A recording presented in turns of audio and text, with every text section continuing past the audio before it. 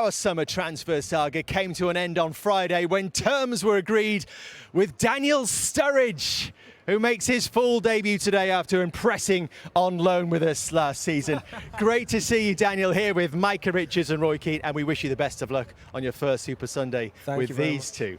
Great to have you with us. What about this bombshell? We didn't know whether Harry Kane would be starting for Spurs today. Correct. Instead, on Friday, off he went. Yeah, I think, you know, it's a great opportunity for him. I think the club which he's going to have always been competitive in Europe. Of course, it was a big decision for him. And I think it was the right time to take that opportunity. I mean, he's only 47 goals from equaling the record, 48 goals. That's what, 12 goals a season at the age of 33, 34 if he does decide to come back to the Premier League.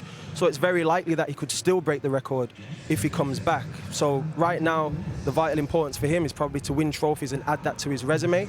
But moving forward, of course, I would anticipate he would end up coming back to the Premier League and trying to break the record. Daniel says it's a good move for Harry Kane. What about where it leaves Spurs, Micah? Yeah, I think it's difficult going into the season with just Richarlison. I think the timing's been pretty odd. I agree with what Daniel's saying from a personal point of view.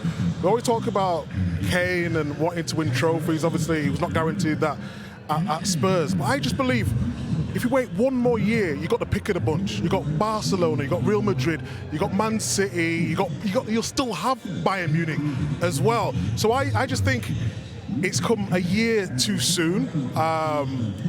But we can't discredit how good Bayern Munich are. If we're talking about the league, we talk about the Bundesliga. Yes, we know it's not the most competitive league, but in the Champions League, they could be a real force, and I think that's came into his thinking. But how much does it help Spurs, him going now and not next season for free, and at the start of a new era for Postecoglou? Well, from a business point of view, obviously they've cashed in. It's been a huge fee. I think that some deals suit everybody, the player, the both clubs, and I think this is one of those deals.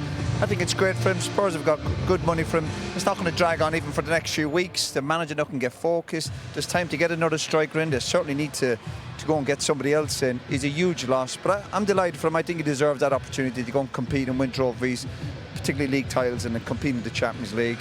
I think it's great for him. Huge loss to Spurs, huge loss to the Premier League, but I think the player deserves it.